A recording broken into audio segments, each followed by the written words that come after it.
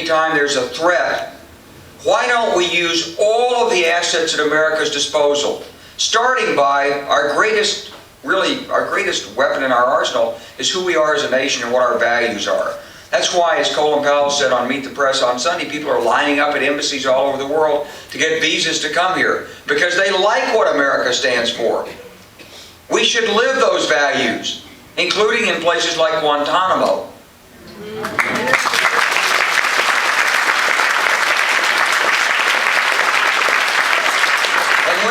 Threat overseas, what we ought to be doing is using international law and diplomacy and economic power. We should be relying on our allies.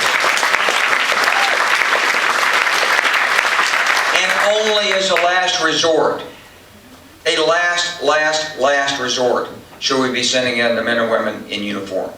There may be a time to do it. There may be a time to do it. But it's a last resort, not a first resort. Now how about that for a new idea in Washington? And Barack Obama gets it. When you look at the financial crisis, because here are Ronald Reagan's heirs running in there to use government to save the banking system. People are talking about socialism. The only socialist actions I've seen are those of our Treasury Department calling these banks in and buying banks.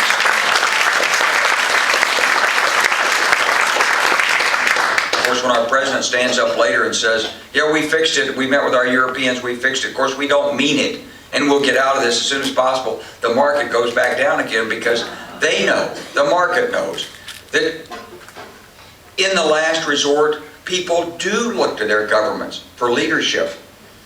In the 1940s and 50s, when we came out of World War II, and this country was under assault for its ideology and its views, and we were worried about the Red Army that remained in Europe and an attack from North Korea encouraged by Joseph Stalin and Mao Zedong.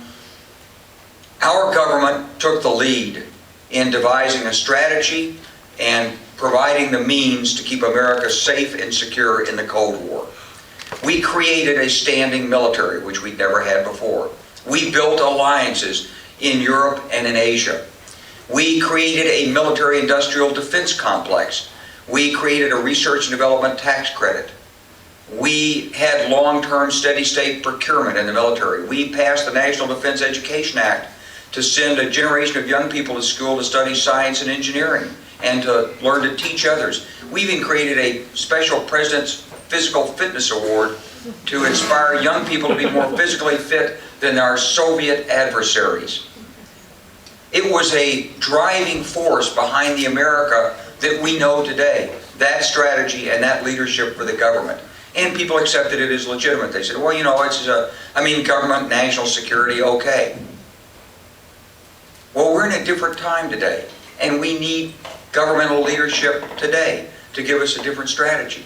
Barack Obama says we can put $150 billion into green energy, alternate energy development, sustainable renewable resources. We can build new technologies. We can employ millions of Americans. We can lead the world in exports of that technology. That's governmental vision. That's leadership. That's what Barack Obama, some of the new ideas that he can bring to Washington. And how about this for a new idea in government? For 8 years we've been in the grip of a party that believes you lead by dividing people. You set patriots apart from non-patriots. You set some Virginians apart from real Virginians.